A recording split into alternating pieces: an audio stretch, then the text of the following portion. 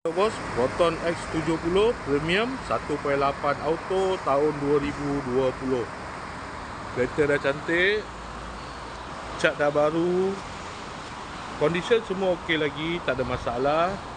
Kereta ni boleh loan bank, loan kredit dan loan kedai.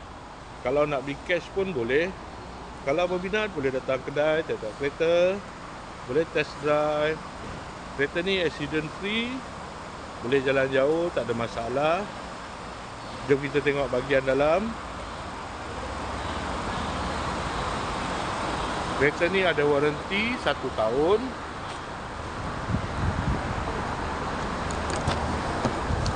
Dalam masih cantik lagi, leather seat.